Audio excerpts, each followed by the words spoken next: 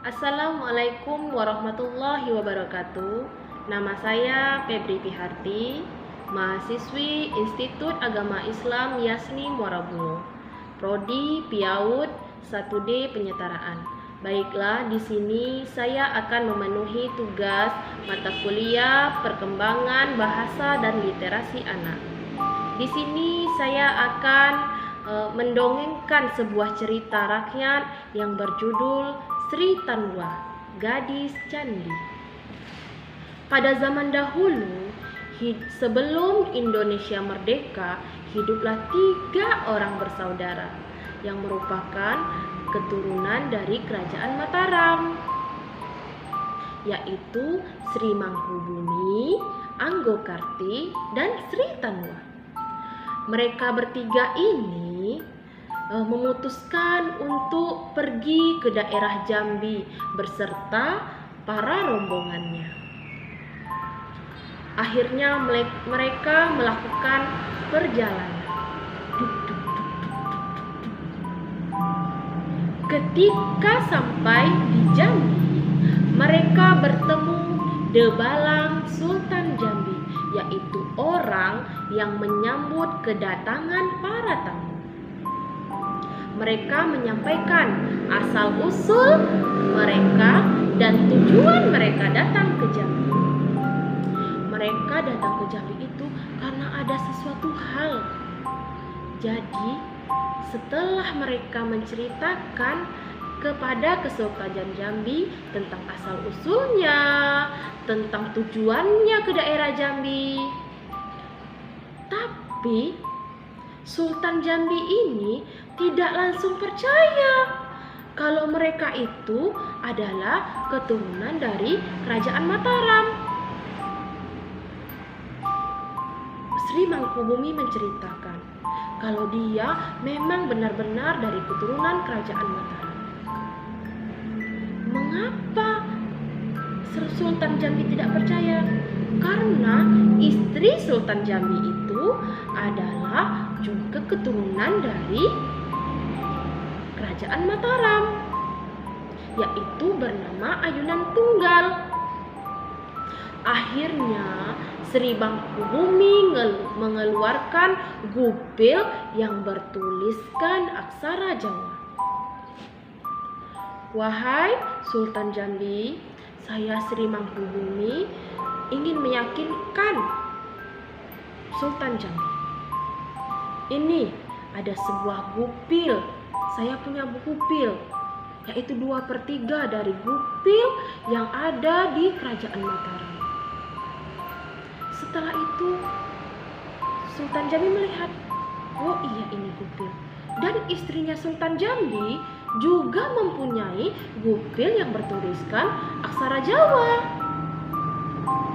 Setelah itu Sultan Jambi dan Sri Mangkubumi mencocokkan kedua gupil tersebut. Oh, ternyata benar kamu merupakan keturunan dari Kerajaan Mataram, kata Sultan Jambi.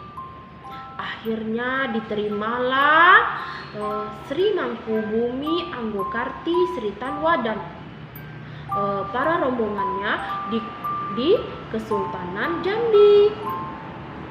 Mereka tinggal dan menetap di pusat Kesultanan Jambi. Setelah cukup lama mereka tinggal di sana, akhirnya Sultan Jambi ini memberi wewenang atau memberi kuasa untuk menguasai wilayah dari Muara Tembesi ke arah barat Kesultanan Jambi. Dipanggillah, wahai Sri Mangkubumi dan para rombongan, saya mengutus utusan saya untuk kalian bawa menjelajahi dari Muara Tembesi ke Batang Tebo sampai ke arah barat, sampai ke hulu sungai. Untuk kalian carilah wilayah untuk kalian tempati, kata Sultan Jambi. Akhirnya Berangkatlah ketiga bersaudara tersebut dan para rombongannya dan beberapa utusan dari Kesultanan Jambi menuju Muara Tembesi, terus sampai ke arah barat Kesultanan Jambi. Mereka memutuskan untuk melalui jalur air. Kalau jalur air itu anak-anak Bunda tahu kan, kita menggunakan perahu atau rakit pada saat itu. Akhirnya berangkatlah mereka melalui menyusuri Sungai Batanghari, Batang Tebo sampai ke hulu sungai.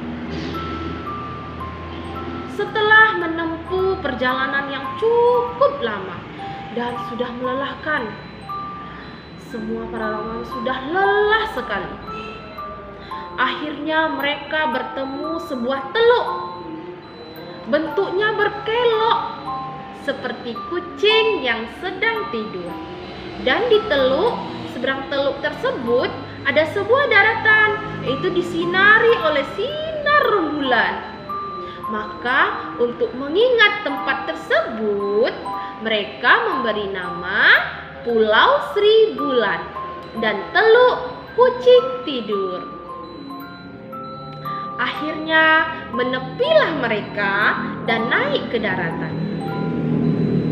Setelah itu mereka memutuskan untuk bermukim di sana dan membuat rumah tersebut, yaitu rumah yang cukup besar. Mereka memberi nama rumah tersebut yaitu Balai Panjang, karena bentuknya besar, panjang. Dan tempat daerah tersebut mereka namai dengan Balai Panjang. Dan pada saat ini daerah tersebut diberi nama Dusun Tanah Periuk. Setelah cukup lama menetap di Balai Panjang, Anggokarti, Sri Tanwa, dan beberapa anggota lainnya memutuskan untuk melanjutkan perjalanan mereka, yaitu ke hulu sungai. Sedangkan Sri Mangkubumi tetap ingin menetap di Dusun Balai Panjang. Akhirnya berangkatlah rombongan Anggokarti, Sri Tanwa, dan beberapa anggota lainnya. Mereka menyusuri sungai kembali. Setelah itu, setelah cukup lama ini di sungai, tibalah mereka ini di sebuah seperti tanjung. Di daratan tanjung tersebut ada bukit-bukit. Yang pertama, mereka melihat sebuah bukit dan diberi nama Penggoda. Dan di sebelah baratnya ada sebuah bukit, mereka beri nama Situngga.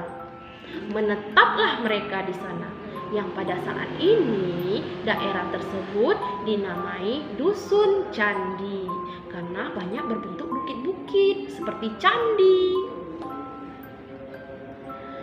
Anggokarti, Sri Tanwa, dan para rombongan menetap di sana, memulai kehidupan di sana. Dan seorang Sri Tanwa ini adalah seorang gadis yang sangat cantik. Seorang gadis yang cantik, yang baik hati, dan siapapun yang melihatnya, apalagi para laki-laki, pasti terpesona. Hingga membuat seorang Anggokarti sebagai kakak ini merasa khawatir kepada adiknya. Karena melihat semua itu, Anggokarti mempunyai ide, yaitu ingin membuatkan sebuah rumah yang tinggi sekali untuk adiknya Sri Tanwa. Hingga Anggokarti ini bersama beberapa rombongannya membuat rumah panggung yang tinggi. Dan rumah panggung itu tidak ada tangganya. Karena itu Anggokarti kenapa ya tidak membuat tangganya? Anggokarti berpendapat kalau rumah itu nggak ada tangganya, nanti akan menyulitkan orang-orang yang ingin menculik adik perempuan satu-satunya. Setelah cukup lama proses pembuatan rumah panggung tersebut, akhirnya rumah panggung tersebut selesai juga. Dan Sri Tanwa tinggal di rumah panggung itu. Setelah merasa adiknya cukup aman, Anggokarti ingin melanjutkan perjalanan yang kembali ke hulu sungai. Akhirnya, Anggokarti dan beberapa rombongannya melanjutkan perjalanan. Hingga konon katanya Anggokarti menetap di sebuah daerah yang mereka namai dengan Dusun Rambah. Sedangkan Sri Tanwa tetap tinggal di Dusun Candi. Tinggal di rumah panggung yang tinggi dan tidak ada tangganya membuat Sri Tanwa ini merasa bosan. Dan Sri Tanwa ini pintar sekali bermain alat musik. Jadi untuk mengusir rasa bosannya, dia selalu bermainkan alat musik, yaitu musik keluntang dan musik gong.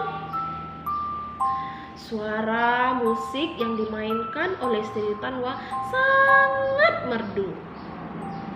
Hingga orang-orang di Dusun Candi itu terpesona mendengar suara musik Sri Tanwa.